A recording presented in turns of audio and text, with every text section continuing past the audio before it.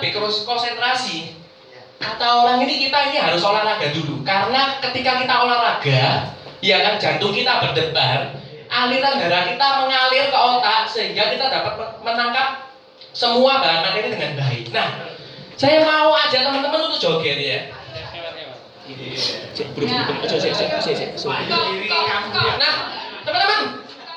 Nah, saya mau buat peraturan di sini karena hari ini kan di sini saya speaker. Nah, jadi acaranya kan saya yang punya. Nah, hari ini saya mau buat peraturan bagi yang nggak joget. Saya lihat, saya akan tarik, saya akan gandeng joget sama saya. Oke? Setuju? Jadi harus joget semua ya. Yuk, oke bro, beri.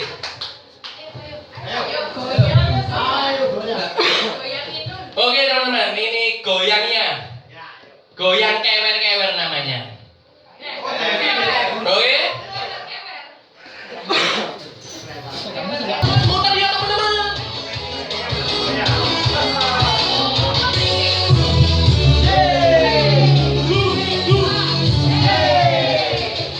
Yuk, siap kewer-kewer.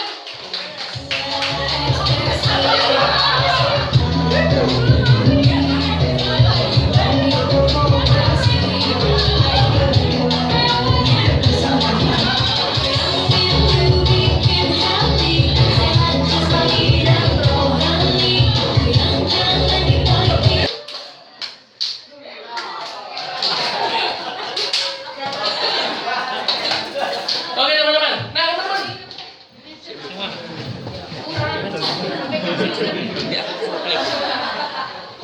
Oke teman-teman.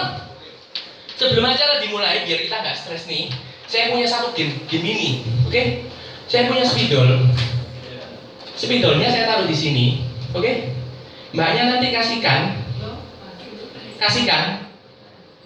Saya setelah lagu kewer-kewer.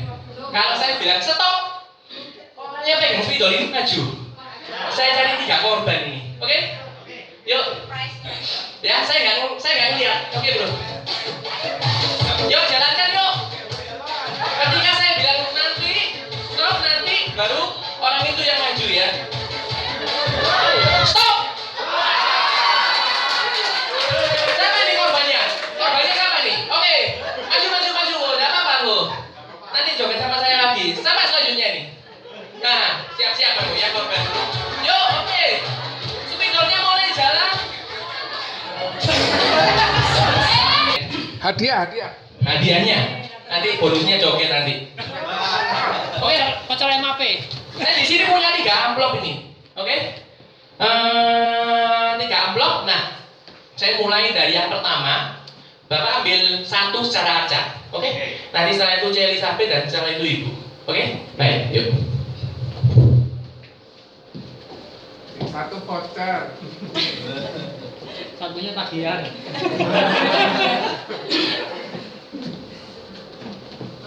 Ya, oke. Sekarang amplopnya dibuka. Wah, iya. Nah, teman-teman. Oke, teman-teman. Oke. Gak apa-apa. Ini sekilas dari permainan saya. Silakan duduk. Aku maju. Oke, silakan duduk teman-teman. Kasih plus teman-teman buat teman-teman yang maju di sini. Nggak tahu Celi sampai mimpi apa kemarin malam lumayan ya. Dapat segitu, dapat uang 50.000 nanti pulang makan-makan. Ya, nah, oke teman-teman. Nah, tadi itu sebuah permainan kecil teman-teman. Nah, kalau teman-teman tahu apa sih inti dari permainan itu? Ayo teman-teman, ada yang bisa teman-teman? Fokus. Oke? Ada yang lain? Semangat. Mungkin ada yang lain. Apa sih inti dari permainan itu teman-teman? Ada waktunya. Prospek? Ada waktunya. Ada waktunya. Ada lagi? Coba aja. Bagaimana? Coba aja. Coba aja. Betul itu. Coba aja itu. Inti dari permainan ini yaitu coba aja. Kadang takut hukuman itu. Nah, teman-teman. Hukuman Betul. dikasihkan orang lain, padahal itu rezeki. Nah, itu. Nah, teman-teman. Jadi iya. Nanti gamenya nanti lain lagi ya. Nah, siap-siap yang lain. Nah, makanya di sini nanti kalau saya kasih pertanyaan teman-teman harus sportif. Ya. Kedua hukuman. Nah, teman-teman. Jadi dalam permainan itu teman-teman seumpama di pekerjaan kita, di prospekan kita, ketika kita prospek teman-teman, Kadang kita ini sebagai agent, kadang kita ini memberikan sesuatu laporan, kadang kita ini sering membohongi diri kita sendiri tanpa kita sadari. Karena apa sih? Kadang-kadang kita ditelepon sama agent. Jen, gimana? Kamu sudah prospek belum? Hari ini kamu mau kemana? Hari ini aku mau, oh sudah hari ini aku ada 2 data. Yang satu namanya Pak Ali. Saya Pak Ali ini saya mau ke rumahnya di daerah Manyar. Dan yang satu namanya Bu Susi. Bu Susi ini saya mau by call. Oke, ya udah. Hari ini kamu kerjain ya, ketemu 2 orang. Siap, Nah, teman-teman, ketika agent itu prospek, teman-teman, tanpa disadari, ketika prospek berangkat ke rumah Pak Ali, pikirannya cuma satu, teman-teman. Waduh, mati aku ketemu Pak Ali ini. Lah iso Pak Ali ini dongano nggak ada. Pak Ali ini dongano nggak ada. Ketika prospek datang ke rumahnya, TikTok, membantunya keluar. Ketika pembantunya keluar, bilang gini, oh iya, Bu, mau tanya, Pak Alinya ada? Pembantunya bilang gini, oh Pak Alinya barusan keluar, kayaknya agak lama perginya. Oh iya, makasih ya. Wih, selamat Pak Ali ini gak ono yo. Wah, penting aku sudah kunjungan. Aku telepon lagi sama Bu Susi. Bu Susi, ya udah, tugas kedua Bu Susi. Saya telepon sama Bu Susi. Halo, tut, nyaut, tut, dan yang terakhir, orang yang Anda hubungi sedang sibuk. Wih, selamat Pak. Terima kasih Pak. Hubungi leader. Dan aku sudah prospek 2 orang. Orangnya nggak ada. Kadang-kadang kita sebagai agent, tanpa kita sadari, kita melakukan perbuatan itu. Tapi tanpa kita sadari, kita sudah membohongi diri sendiri. Nah, teman-teman, yang pertama saya mau tanya nih, teman-teman di sini sudah tahu saya semua belum? Belum ya? Saya sharing sedikit ya, 5-10 menit aja ya.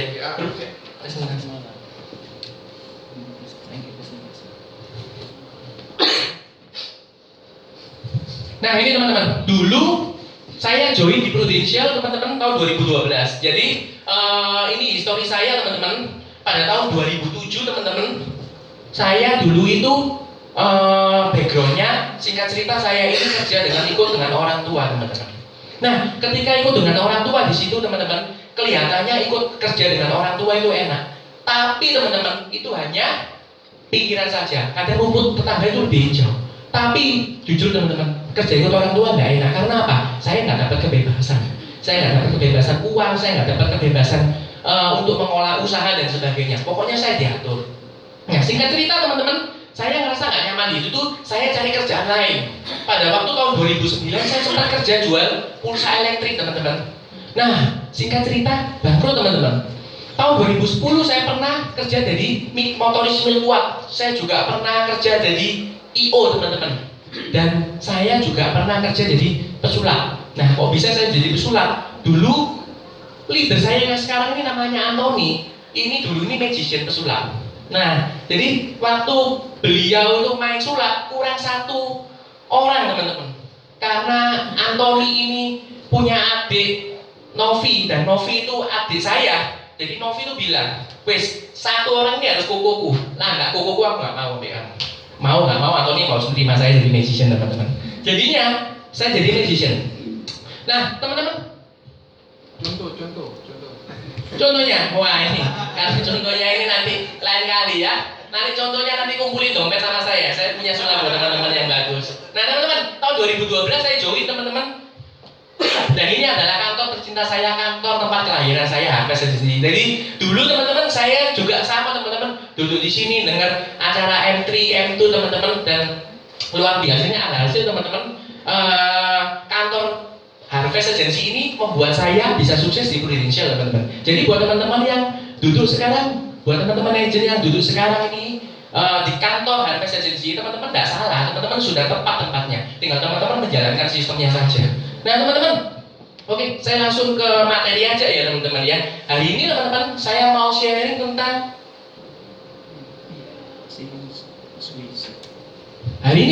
saya mau cerita tentang cara saya ini selling dan konsep-konsep saya selling. Jadi saat ini saya nggak menjual namanya produk Prudential, tapi yang saya jual itu konsep. Nasabah saya setiap tahun saya reselling terus, dia yang mau beli sama saya, produk yang saya jualin sama-sama ya itu aja. Cuman konsepnya berbeda-beda teman-teman. Apalagi yang baru muncul ini ada PCB 88. Nah itu teman-teman. Nah sebetulnya menjual itu mudah teman-teman jika kita tahu caranya teman-teman. Sebenarnya menjual itu mudah jika kita menjadi penjual yang baik teman-teman. Nah teman-teman, di sini saya mau sharing. Oke, gimana langkah-langkah untuk menjadi penjual yang handal teman-teman? Yang pertama yaitu ketika kita prospek teman-teman, kita ini harus melakukan namanya introduction, pengenalan teman-teman. Karena di sini background saya canvassing, maka saya harus melakukan pengenalan. Saya Frankie dari Prudential. Nah, buat teman-teman yang di sini, saya nggak canvassing, saya dapat referensi. Referensi itu kan juga ya kenal kita. Referensi itu kan juga dikenalin. Kita yang pertama kali kita harus pengenalan bahwa saya adalah dari Prudential, saya Frankie adalah Prudential. Itu wajib teman-teman. Karena apa teman-teman? Itu ngefek banget teman-teman. Saya mau nanamkan di otaknya nasabah, saya mau nanamkan di nasabah bahwa kalau cari asuransi, cari Prudential, itu carinya Frankie, nggak ada yang lain. Nah teman-teman, cara yang kedua teman-teman menanyakan apakah sudah tahu tentang Prudential teman-teman. Ini sangat penting sekali teman-teman. Karena apa teman-teman? Kalau kita nggak tanya bagaimana sudah tahu tentang Prudential, kita prospek-prospek aja dan nasabah ini nggak tahu Prudential ini apa, Prudential ini odol, Pepsodent atau apa. Nah tapi kalau sekarang sih kebanyakan orang sudah tahu Prudential itu asuransi. Nah untuk selanjutnya teman-teman harus tanyakan ini teman-teman, bagaimana tanggapan mengenai Prudential teman-teman. Ini yang sering dialami oleh agen-agen di lapangan teman-teman. Mungkin lupa nanyain ini teman-teman, bagaimana tanggapan terhadap Prudential. Ini penting banget teman-teman. Karena ketika teman-teman prospek nanti sampai muru dan si nasabah ini punya pikiran negatif terhadap asuransi atau terhadap Prudential, maka teman-teman nggak akan bisa closing. Meskipun teman-teman punya konsep bagus, caranya teman-teman bagus, teman-teman nggak akan bisa closing. Nah teman-teman, saya punya satu contoh teman-teman. Mungkin jawaban nasabah teman-teman negatif terhadap nilai asuransi teman-teman. Nah teman-teman, banyak nggak di kita yang kita datang ke nasabah, kita dapat referensi atau nasabah lama kita, ternyata nilai tunainya jelek dan nasabah marah, dan nasabah kecewa. Ada nggak di sini teman-teman? Ada teman-teman ya, banyak teman-teman ya. Nah teman-teman, ketika saya datang ke nasabah itu teman-teman, saya cerita tentang konsep unit link teman-teman.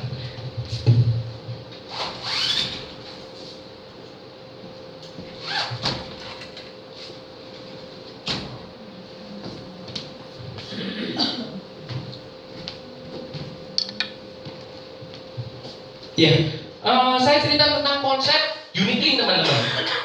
Jadi gini teman-teman, biasanya saya tanya teman-teman, saya ilustrasikan konsep unit link ini sama seperti konsep anak sekolah teman-teman. Jadi gini, Bu, sebelumnya saya mohon maaf nih, Ibu punya anak nggak Bu? Oh iya, punya anaknya berapa Bu? Anaknya 2. Sekarang kelas berapa? Misalnya kelas SD. Oke Bu, kelas SD. Ketika anaknya Ibu masuk sekolah SD, itu kira-kira apa yang Ibu ini perlu bayarkan? Yang pertama apa teman-teman? Yang perlu dibayarkan? Uang pangkal. Uang pangkal ya teman-teman ya. Yang kedua, bayar apa teman-teman? Uang sekolah. Uang sekolah. Uang SPP ya teman-teman ya. Nah, uang SPP ini setiap tahun naik nggak teman-teman? Uang SPP ini setiap tahun naik. Dan yang ketiga teman-teman, yaitu ada uang jajan teman-teman. Nah teman-teman bisa bilang ke nasabah gini, nah Bu, mohon maaf nih Bu, Ibu tahu nggak Bu, ketika Ibu menyalurkan anak Ibu masuk ke SD, Ibu membayar 3 biaya ini Bu, dan 3 biaya ini Bu, kalau Ibu hitung-hitung, itu biayanya sangat besar sekali. Jadi di sini Ibu akan mengeluarkan namanya biaya yang besar. Nah, ketika biayanya besar, saya mau nanya Bu, tujuan Ibu untuk nyekolahin anak Ibu ini apa Bu? Supaya anak Ibu ini dapat namanya pendidikan, betul nggak? Beli pendidikan. Tapi mohon maaf Bu, saya tanya, kira-kira ada jaminan nggak anak Ibu ini pasti pinter? Contohnya, Ibu ini kepingin cita-citanya jadi dokter. Nah, anak Ibu nanti sampai kuliah ambil jurusan IPA. Jaminan nggak anak Ibu ini pasti pinter Bu? Nggak ada jaminan loh Bu semuanya Bu. Jadi semuanya nggak ada jaminan. Tapi Ibu di sini keluar biaya besar untuk beli namanya pendidikan. Nah Bu, saya mau cerita di sini, konsep di Prudential itu adalah konsep unit link. Di mana konsep unit link itu ada asuransi dan ada investasi. Perlu Ibu ketahui bahwa ketika nasabah membeli suatu manfaat itu ada biayanya, Bu. Nah, biaya-biaya apa saja yang ada di Prudential? Biaya yang ada di Prudential itu yang pertama itu adalah biaya akuisisi. Biaya akuisisi ini Bu, biasanya saya jelaskan sama nasabah, ini adalah biaya pendaftaran Bu. Sama seperti Ibu ketika masukkan anaknya Ibu di sekolah, ini adalah biaya pendaftaran Bu. Dan yang kedua Bu, di sini ada namanya biaya asuransi. Di mana biaya asuransi ini Bu, setiap tahunnya Bu akan mengalami namanya kenaikan Bu. Sama seperti Ibu, anak sekolah Ibu, setiap tahun naik uang Bu. Uang SPP-nya naik loh. Kenapa? Kadang nasabah nanya loh, rugi kan aku bayar biaya asuransi setiap tahun naik. Loh Bu, wah kenapa Bu uang SPP setiap tahun naik Bu? Sama Bu di kita Bu, punya risiko yang semakin tinggi. Karena ketika kita naik kelas, kita mendapatkan sesuatu yang lebih. Sama Bu, di sini kita asuransi punya risiko yang lebih sehingga biaya asuransinya naik. Dan yang ketiga di sini kita punya namanya biaya administrasi. Kalau Ibu dulu di PAA itu biaya administrasinya per bulan 27.500. Dan sekarang Bu di produk yang baru PGB, ini biaya asuransinya yaitu free Bu. Dengan syarat ketentuan Ibu pakai debit, buku tabungan atau kredit. Nah Bu, saya mau kasih tahu Ibu bahwa di asuransi unit link ini adalah ada biaya ini plus ada investasinya. Ada investasinya. Nah, perlu Ibu ketahui bahwa ketika Ibu ikut asuransi, Ibu jangan lihat yang namanya investasi Ibu. Di sini ada biaya yang cukup besar Bu. Apa sih guna investasi ini? Investasi ini gunanya bukan untuk memberikan keuntungan yang besar untuk Ibu. Kalau Ibu mau keuntungan yang besar, bukan investasi di kita Bu. Ibu bisa investasi di bank, investasi di tanah dan sebagainya. Dan satu hal Bu, namanya investasi itu tidak selalu menguntungkan. Nah Bu, bedanya investasi sama tabungan, kalau tabungan itu pasti fix, kalau investasi itu bisa rugi. Nah, bukan investasi di Prudential saja Bu, bisa rugi. Contoh nih Bu, saya kasih contoh Bu, Ibu mau investasi emas, Ibu beli emas 1 gram, Ibu mau investasi emas, beli emas 1 gram 500.000. Bulan depan, beli emas lagi, 1 gram lagi, harganya 600, berarti average kan 550. Bulan ketiga, Ibu butuh uang. Dan saat bulan ketiga, emas itu turun lagi jadi 500. Average Ibu beli emas kan 550. Ketika Ibu jual, Ibu rugi enggak Bu? Ibu rugi, investasi tidak selalu menguntungkan Bu. Itu salah satu contohnya Bu. Jadi di sini investasi di sini bukan untuk menguntungkan Ibu, tapi di sini Ibu membayar namanya biaya. Ibu harus lihat biaya. Nah, buat apa sih biaya ini? Biaya ini Ibu namanya beli proteksi. Jadi di sini asuransi Ibu beli proteksi. Jadi ketika nasabah kecewa terhadap asuransi, biasanya saya kasih ilustrasi ini teman-teman. Supaya apa sih teman-teman? Supaya nasabah itu tahu bahwa di asuransi ini bukan investasi. Di asuransi ini adalah biaya. Dan nasabah supaya tahu teman-teman. Nah, oke teman-teman, saya lanjutkan teman-teman ya. Mungkin teman-teman ketika kita prospek teman-teman, ada nasabah yang gini teman-teman. Mungkin bisa dibantu Pak untuk dinyalain lagi. Oke, makasih Bu. Nah, mungkin ketika kita prospek teman-teman ada nasabah yang gini. Sudah, aku nggak butuh namanya asuransi. Aku percaya sama namanya Tuhan. Nah, saya pernah prospek. Saya pernah passing di luar pulau. Saya masuk di toko. Dan kokonya bilang gini, enggak wis, aku percaya sama Tuhan. Tuhan gue yang ku sembah, aku percaya. Oh iya kok nggak apa-apa. Di sini kebetulan Frankie nggak nawarin asuransi. Nah, kok Frankie mau cerita-cerita di sini kok sama Koko. Oh iya, cerita apa? Ngobrol-ngobrol boleh ya kok? Oh iya nggak apa-apa. Nah, kok Frankie mau cerita. Ada bapak-bapak ini kok naik kapal kok, perahu kok. Nah, ketika naik perahu kok, dia maunya ini tujuannya untuk mancing kok. Tapi kok ketika di tengah perjalanan, ketika di tengah laut, bapak-bapak tersebut ini mengalami ombak yang sangat besar sehingga perahunya ini kok tenggelam kok. Nah, bapak-bapak bapak-bapak ini, untungnya bapak-bapak ini punya, bapak-bapak ini bisa renang Bu. Nah tapi Bu, kira-kira Bu, kalau renang dalam jangka panjang bapak-bapak ini tak pasti kan nggak kuat Bu. Nah Bu, tapi suatu ketika Bu, ada namanya kapal besar Bu, lewat. Wah, ditawari, ayo ikut saya wes, kamu bisa mati loh di sini. Bapak-bapak itu bilang apa Bu? Enggak, saya percaya sama Tuhan. Ya udah, kapalnya pergi. Lewat lagi perahu, perahu kecil, dia juga mau mancing. Dan kebetulan perahu ini mau balik ke daratan. Diajak lagi, ayo Pak, ikut saya sudah. Enggak. Aku percaya sama Tuhan. Dan yang terakhir, ada helikopter yang lewat, dan helikopter itu kelihatan. Diajak sama helikopter itu, Pak, ayo Pak, ikut saya Pak. Saya selamatin Pak, ikut saya ke darat. Bapak itu bilang, enggak. Aku tuh percaya sama Tuhan. Nah, lama kemudian bapak ini Riko meninggal dunia. Nah, tuh apa yang kita bisa ambil dari cerita yang tadi, Bu? Sebetulnya Tuhan itu ada, Bu. Tuhan itu nolong kita lewat namanya perantara, Bu. Kalau Tuhan itu datang nolong kita, itu bahaya. Seperti bapak-bapak tadi, Tuhan datang langsung ditolong naik ke atas. Iya nggak, Bu? Nah, posisi Koko saat ini, Bu, mungkin Tuhan itu menolong Koko lewat perantara. Yaitu di sini Frankie di sini datang, Frankie di sini mau sharing. Frankie di sini nggak mau nawari Koko, Frankie mau sharing. Koko dengar sharing itu, Frankie. Kalau memang sharing Frankie tentang prudensial ini Koko nggak suka, Koko nggak usah ambil, nggak apa-apa. Tapi kalau Koko suka pun, Koko jangan ambil dulu loh. Koko tanya-tanya dulu sampai detik, barusan ambil. Mungkin Frankie di sini adalah penolong, Bu, seperti kapal atau helikopter tadi, Bu, untuk Koko. Nah, singkat cerita, Koko-kokonya, oh iya ya, intinya Koko-kokonya cerita, tanya-tanya banyak. Oh iya, jadi di prudensial itu apa sih? Mulai tertarik teman-teman tanya banyak. Dan singkat cerita, jadi nasabah saya teman-teman sekeluarga sampai ke saudara-saudaranya teman-teman. Yang awalnya dia bilang dia nggak percaya sama Tuhan. Saya pakai ilustrasi itu teman-teman. Nah, jadi ketika saya datang ke nasabah, saya pasti tanyain ini teman-teman. Bagaimana tanggapan mengenai prudensial teman-teman? Ada yang jawabannya saya nggak percaya sama Tuhan, ada yang jawabannya nilai prudensial, ada yang jawabannya klien saya nggak cair. Dan cairnya sakit apa? Sakit katarak. Baru ikut berapa lama? Sudah lama kok. Berapa lama? 11 bulan. Ya nggak cair.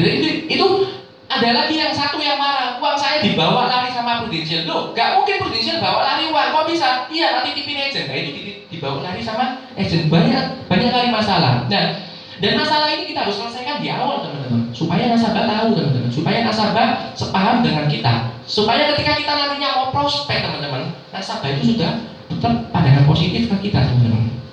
Nah, teman-teman, yang berikutnya, teman-teman, yaitu fact finding, teman-teman. Fact finding yang pertama yaitu fact finding tentang polis, teman-teman.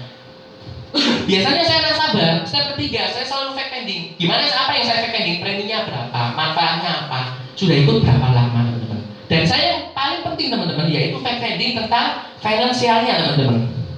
Nah, fact finding tentang finansialnya yaitu hobinya apa, teman-teman? Suka liburan kemana, teman-teman? Nah, teman-teman, saya mau sharing satu, teman-teman. Kenapa sih saya harus fact finding ini?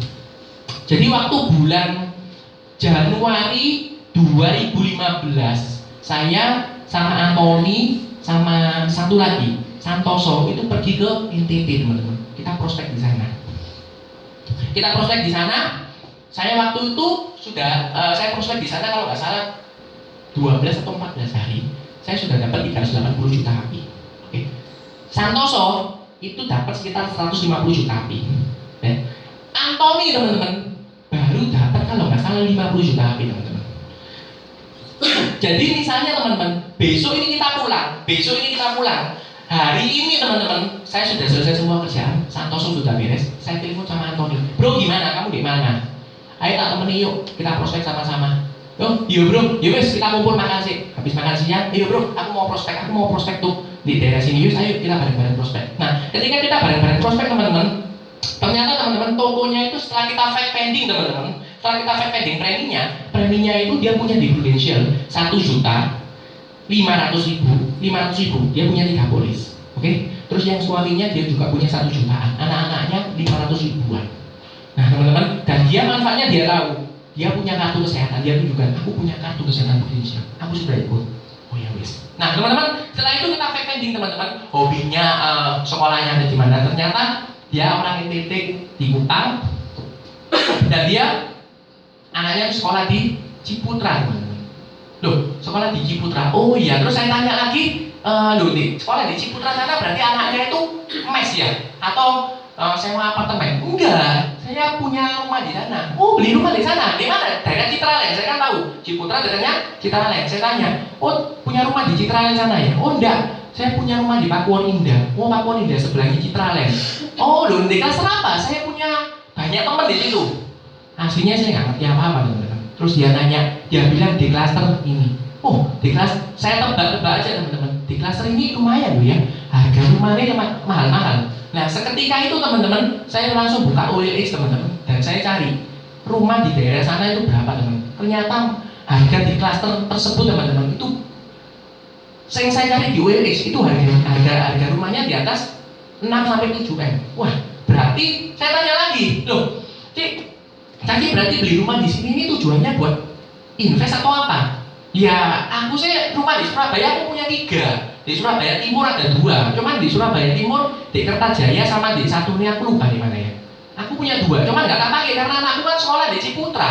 Jauh ya, aku beli rumah di sana lah di anakku sekolah. Gila nggak teman-teman? Bayangin, beli rumah di sana buat anaknya cuma sekolah teman-teman. Lalu terus kalau berangkat gimana? Ada supirku yang nganter. Jadi supir itu buat nganter aja. Dia mau pergi mana dia antar. Oh gitu ya. Bayangin, saya cuma bilang satu, ini bodohnya agent yang lama. Sudah tahu gini buka preminya 1.500.000 sama 500 teman-teman. Mungkin agentnya tersebut itu nggak fake pending finansialnya nasabah teman-teman. Sehingga ya dia nggak dapetin berapa sih premi yang kita mau keluarkan di nasabah. Dan waktu itu saya bilang sama Antoni, bro, ini bukan no ya, kasih maksimal aja bro. Ya udah waktu itu saya waktu itu kasih manfaat ESTJ teman-teman. Kita maksimalkan 1 miliar teman-teman. Itu waktu itu usia 50 sekian gitu teman-teman. Yang istrinya saya buka itu premi 11 juta per bulan. Suaminya itu 16 juta per bulan. Saya cerita tentang konsep sakit kritis teman-teman. Ketika saya cerita teman-teman, seketika itu dia tertarik teman-teman. Dan puji Tuhannya, dia nggak nawar premi teman-teman. Dia closing langsung, dia nggak nawar premi. 11 juta sama 16 juta per bulan teman-teman. Nah teman-teman, kita bisa ambil kesimpulan dari cerita ini teman-teman. Kalau kita tadi saya nggak fake pending teman-teman, hobi sekolah, terus saya juga sempat fake pending, sering liburan kemana karena kan hobi saya ini traveling teman-teman. Jadi hobi saya ini traveling ke luar negeri, jalan-jalan atau ke luar kota, pokoknya traveling ke Malang atau kemana. Saya nggak suka jalan-jalan di mall, saya sukanya traveling atau nongkrong atau main game. Nah, saya tanya-tanya loh, pernah traveling kemana gini-gini. Ya dia setiap tahun pasti minim itu ke Eropa teman-teman. Dan saya tanya loh, ini ke Eropa berapa lama? Ya biasanya 2-3 minggu. Wah, 2-3 minggu lumayan ya. Lo pernah ke Swiss? Tuh dia bilang, oh sudah pernah loh. Di sana itu jam Rolex itu terkenal. Jadi nggak beli. Bagus loh jam Rolex di sana. Aku beli kok 400 juta. Dia bilang, dia cerita, dia bongkar semuanya. Dia cerita ya udah. Ketika dia cerita ya saya tanya lebih dalam lagi. Nah, ketika saya tadi tidak fake pending di finansialnya, kira-kira teman-teman lah nggak usah fake pending finansial. Teman-teman fake pending ini, premi ini berapa? Manfaatnya apa? Gak mungkin teman-teman buka premi 11 juta sama 16 juta per bulan. Teman-teman udah pikir, wah ini aku dikira merampok. Enggak teman-teman. Karena memang tujuan kita sebagai agent ini kita harus memberikan manfaat yang pas untuk nasabah, untuk kebutuhan nasabah teman-teman. Nah teman-teman, setelah kita fake pending ini teman-teman, nah ketika saya fake pending teman-teman, ini menurut saya adalah waktu yang terbaik menurut saya teman-teman. Kenapa ini adalah waktu yang terbaik menurut saya teman-teman? Karena menurut saya menjual itu hanya bukan sekedar menjual saja teman-teman, tetapi teman-teman bagaimana kita menjaga hubungan dengan nasabah teman-teman. Karena background saya ini adalah kanvasin teman-teman. 90% nasabah saya itu adalah saya kanvasin. Dan agent saya pun mungkin 90% 90% itu adalah hasil canvassing dari saya semua. Jadi agent pun saya juga canvassing kemana? Saya biasanya canvassing ke mall dan canvassing ke sosmed teman-teman. Gitu. Nah teman-teman, menjual itu bukan hanya sekedar menjual, bagaimana kita membuat suatu hubungan dengan nasabah teman-teman. Jadi ketika saya prospek teman-teman di nasabah teman-teman, biasanya saya prospek itu lebih kurang satu nasabah itu bisa sampai 2 sampai 4 jam. Ngobrol apa sih saya di sana? Saya cuma ngobrol tentang prudensialnya paling lama mentok itu setengah jam, mentok. Sisanya saya fact finding. Fact finding di mana? Saya banyakin di finansial sini teman-teman. Saya fact finding di sini. Saya fact finding di sini bisa lama banget teman-teman. Nah teman-teman, ketika saya fact finding di sini teman-teman, saya tujuan kita yaitu pingin selain kita mendapatkan informasi, kita juga pingin jalin hubungan teman-teman. Dan kebetulan saya ini orangnya suka bicara, suka cerita teman-teman, karena hobi saya nongkrong. Nah gitu teman. Nah ketika kita mendapatkan suatu hubungan yang baik dengan nasabah, maka kita akan mendapatkan satu kata buat nasabah, satu kata yaitu trust, kepercayaan. Kepercayaan nasabah itu tanam ke kita teman-teman. Nah teman-teman, ketika saya setiap tahun tuh saya selalu ke NTT Kupang sampai sekarang, dan ketika saya ke NTT saya mesti kunjungan ke nasabah, saya mesti ngomong-ngomong, closing nggak apa-apa, yang penting ngomong-ngomong teman-teman. Dan setiap tahun saya selalu nawari produk dia teman-teman. Karena hubungan saya baik teman-teman, nasabah saya ini teman-teman banyak didatangi agent dari Surabaya juga maupun agent dari Jakarta teman-teman. Ketika nasabah saya didatengin agent dari Surabaya sama Jakarta teman-teman, agent saya ini teman-teman, nasabah saya ini teman-teman, ujung-ujungnya WA ke saya, Ko Franky, aku ini ditawari tadi ada agent prudensial dari kantor ini namanya ini. Oh saya tahu kok agent ini. Oh ya kenapa bu? Saya ditawari ini loh, ilustrasinya saya foto ya, produknya seperti gini, difotoin ke saya. Ya, Ko Franky, menurut Ko Franky bagus nggak ini? Saya bilang, ini bagus. Jadi gini, karena setiap tahun ini saya mesti reselling, dan kebetulan nasabah yang satu ini saya mau reselling nanti awal tahun teman-teman. Jadi habis beli sama saya HS, saya mau reselling lagi. Tujuannya saya mau reselling lagi awal tahun itu sakit kritis teman-teman. Dan ternyata pada bulan November teman-teman didatengin agent dari kantor lain dulu teman-teman. Dan ketika didatengin dari agent kantor lain teman-teman, untungnya dia cerita sama saya. Ketika dia cerita sama saya bilang ini baik. Ya saya bilang manfaatnya tuh gini. Dan singkat cerita dia bilang gini sama nasabah. Nasabah saya bilang gini, loh, Ko Franky, bisa nggak buatin kayak gini? Ya tentu bisa bu. Ya udah buatin kayak gini ya. Oh ya bu, ini ini kan Franky rencana nanti Januari besok datang ke Kupang bu, ada kunjungan ke Kupang bu Franky. Nanti Franky mampir ke toko ibu. Ya udah, pikirin ini nanti saya ikut. Jadi banyak sekali closingan saya beberapa itu bukan saya yang prospek teman-teman. Tapi banyak agent lain yang prospek, ujung-ujungnya closing ke saya. Saya nggak ngambil itu. Nah, itu closing kan kalau ada agent mau closing, ya silakan berkatnya agent itu. Tapi kalau nasabah nawarin, bisa nggak saya buat di kamu? Itu kan berarti berkat bos saya. Betul nggak teman-teman? Dan saya nggak ngambil. Nah, kenapa nasabah kok bisa percaya sama saya teman-teman? Ya karena saya menjalin hubungan yang baik sama nasabah teman-teman. Dan karena saya memberikan fasilitas yang baik untuk nasabah teman-teman.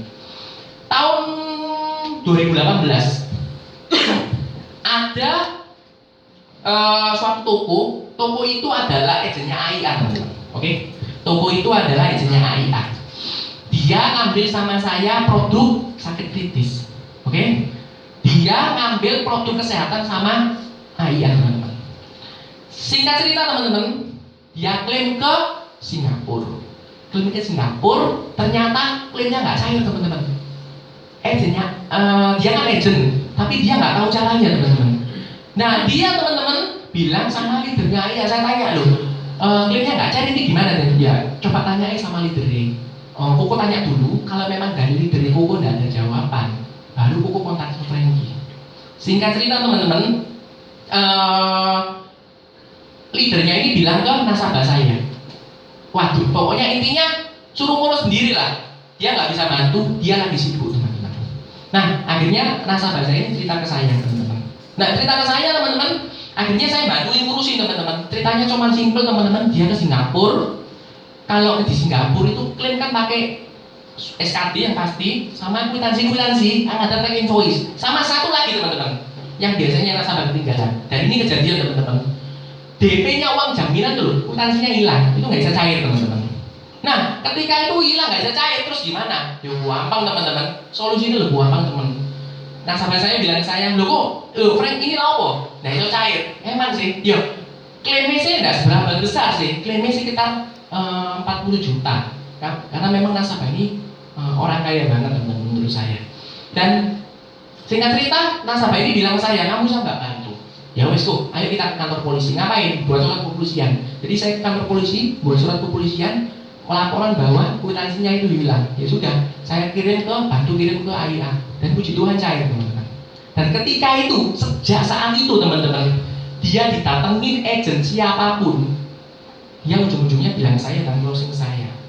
Meskipun dia agent asuransi lain, dia kartu asuransi dan semuanya dia percayakan sama saya beserta keluarganya teman-teman. Beserta teman-temannya dia referensikan sama saya. Nah itu teman-teman, ketika kita menjalin hubungan sama seorang nasabah, kita memberikan pelayanan yang terbaik untuk seorang nasabah tersebut, maka nasabah itu akan mempunyai rasa trust ini teman-teman. Nah teman-teman, yang selanjutnya teman-teman, saya akan berbicara tentang saya kasih masalah teman-teman. Jadi ketika kita prospek teman-teman, kita nggak boleh langsung kita prospek, pokoknya asal hajar nggak boleh teman-teman. Itu harus ada step-stepnya. Step yang berikutnya teman-teman harus cerita tentang namanya masalah teman-teman. Nah masalah apa yang kita harus cerita? Nah sebelumnya kan teman-teman fact finding. Ketika teman-teman fact finding, teman-teman kan tahu kira-kira aku ini mau prospek apa teman-teman. Nah masalah ini sesuaikan dengan konsep yang teman-teman miliki teman-teman. Nah teman-teman, saya mau cerita, mungkin ini sharing tentang konsep aset protection, ilustrasi rumah dan kunci kan di sini pada tahu semua kan? Nggak tahu. Hah? Masa nggak tahu? Belum. Dulu pernah? Belum? Nah ini dulu kalau nggak salah pernah gue cerita di sini. Ini bagus banget. Jadi ilustrasi yang penting, konsep-konsep yang penting, biasanya saya sembunyikan di otak saya yang paling dalam dan itu jangan bisa keluar. Itu penting banget teman-teman. Teman-teman harus simpan teman-teman. Ilustrasi rumah dan kunci teman-teman. Jual aset proteksi, jual produk sakit kritis teman-teman. Biasanya saya gini sama nasabah teman-teman. Ceritanya simple banget. Misi dengan Mbak siapa? Mbak Tiara, mohon maaf nih, kalau nanti pulang ke rumahnya dikunci nggak? Dikunci ya.